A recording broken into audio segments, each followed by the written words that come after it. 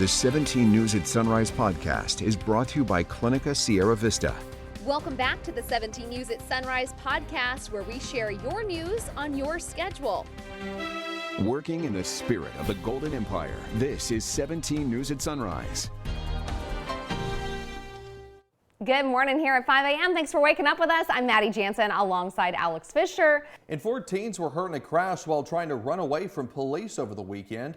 It happened at Polo Park in West Bakersfield Saturday night. Police say the car full of teens was driving recklessly on the grass of the park. They tried to take off when police arrived, but shortly after, the driver, who was unlicensed, lost control and slammed into a tree. The teen in the passenger seat was not wearing a seatbelt and was taken to the hospital with serious injuries. No word yet on any arrests. And turning now to another pursuit in Kern County over the weekend between CHP officers and a stolen big rig. Most of the pursuit was on southbound 99 and it all ended near Mohawk and Rosedale. At one point, the driver of the stolen big rig rammed into another car. The driver of the car was not hurt. However, the driver of the semi was arrested and now faces felony charges. We have new photos of what appears to be a railroad robbery. You can see several empty boxes of Pacifico beer dumped on the ground outside of the train. This is a Union Pacific train. It stopped in East Bakersfield near Eucalyptus Drive. No official word yet on what happened from the railroad agency or from police. Making news around the nation this morning, and former President Trump is the first former president ever indicted on federal charges. NBC's Bree Jackson is in Washington this morning with the latest.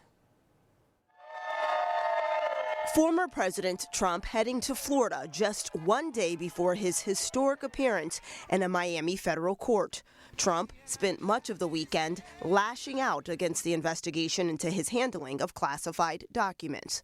The baseless indictment of me by the Biden administration's weaponized Department of Injustice will go down as among the most horrific abuses of power in the history of our country. Special counsel Jack Smith unsealed a 37-count federal indictment against Mr. Trump, alleging he schemed to keep sensitive material, knowing many of the documents were classified. Trump's own attorney general weighed in. I was shocked by the degree of sensitivity of these documents and how many there were, frankly. On Capitol Hill, top Republicans are defending Trump. This is the most political thing I have ever seen. Sadly, that this is who he is, that he feels the law applies to other people, it doesn't apply to him. Potential voters are also divided over the current 2024 GOP frontrunner's legal troubles. There's a lot of things just against him, so you got to be done some of them, you know.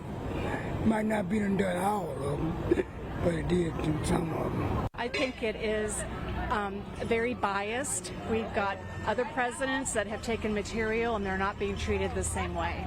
I think at the end of the day, we need to let this go through the justice system and not make it a political spectacle. The former president says he will plead not guilty. And former President Trump vows to stay in the presidential race even if convicted. In Washington, Bree Jackson, NBC News. This morning, Isabella Lake continues to fill up, but at a much slower rate thanks to some cooler weather. Right now, the lake is at 80% capacity, only a 3% increase in the past 2 weeks. That is according to reports from the U.S. Army Corps of Engineers. But there is a lot of snow still sitting up in our mountains. In fact, a quarter of the Sierras are still covered in snow. Most of those areas have more than a foot of snow just waiting to melt. All right, making news around the nation, and crowds of people filled the streets of various cities across the country yesterday to take part in Pride Month parades and activities. LGBT community members and allies could be seen in rainbow-colored gear, cheering on parade floats and waving pride flags. Events were held in cities such as Detroit and in Colorado Springs, which was the site of a deadly shooting at a gay nightclub last year. Survivors of the Club Q shooting were front and center during yesterday's parade. Back in Bakersfield, not all gay pride activities were met with embrace. A local pastor called for an anti-drag prayer outside the Fox Theater here in downtown. This is because the theater is scheduled to have a drag show featuring some of the top names in the industry for a date in December. But the prayer was met with a group of counter-protesters. 17's Michaela Armstrong has the story. It all began with a prayer rally led by Pastor Angelo Frazier. For the manner in which you judge someone else, you condemn yourself. As Frazier prayed, condemning the selling of drag show tickets at the Fox Theater, across was a crowd not easily moved. Members and allies of the LGBTQ plus community. Y'all don't run things around here with hatred. It ain't welcome. Many showed up from both sides, either praying or standing in solidarity with the LGBTQ community, but it did not grow violent. We've simply just come out here to pray. We've not gotten anybody's face. We didn't ask these guys to come and yell at us the whole time we're praying. We're just praying. Why is prayer so offensive to people? But LGBTQ supporter Kayla Bates does not believe it was just about prayer. This is more than just about a drag show.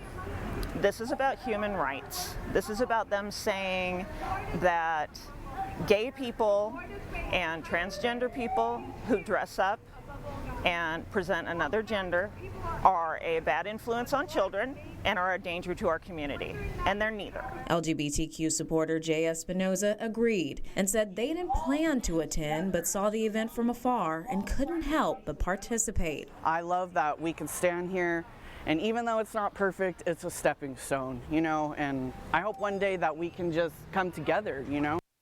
Michaela Armstrong, 17 News. Now, this is not the first time Fox Theater hosted a Drag Queen Christmas. The show, which tours nationwide, made a stop in Bakersfield back in 2021. 5 in education news this morning. All right, parents, you may be wondering what to do with the kids now that school's out for summer. Well, the Kern County Library is supplying food, fun, and enrichment all summer long. And 17's News Sunrise reporter Aaliyah Fitzgerald is joining us this morning with a little bit more on what she found there. Aaliyah? Thanks, Maddie.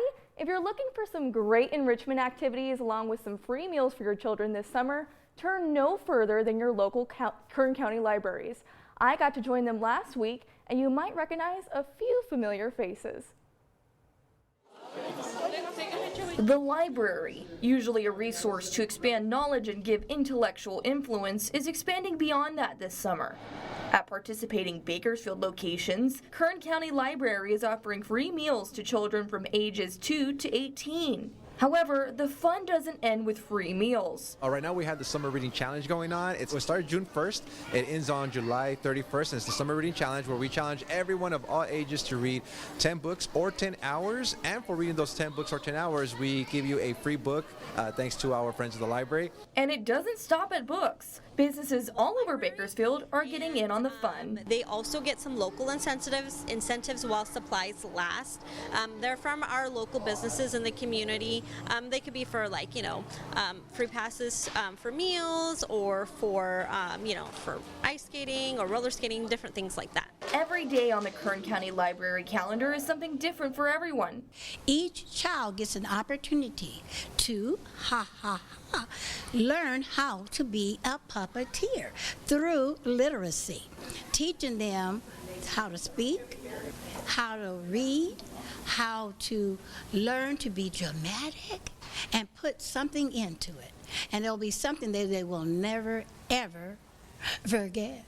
The participating Bakersfield locations for lunch at the library include Baker, Beale, Northeast, Holloway Gonzalez, Rathbun, Southwest, and Wilson libraries. Aaliyah Fitzgerald, 17 News.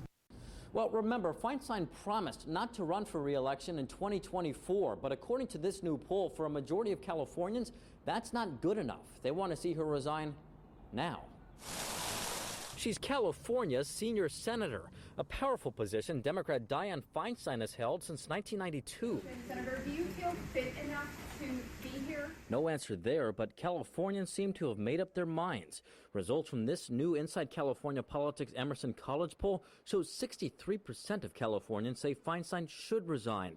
Of those surveyed, the poll also found Feinstein's statewide approval rating has dropped to just 22%. It does span across party lines. Emerson College professor of survey research Camille Mumford helped facilitate the poll. She points out it was conducted just weeks after Feinstein returned to the Senate amid recent health issues, including a bout with shingles that kept the 89-year-old homebound in San Francisco for nearly 2 months, leading her to miss key votes on the Senate Judiciary Committee back in D.C.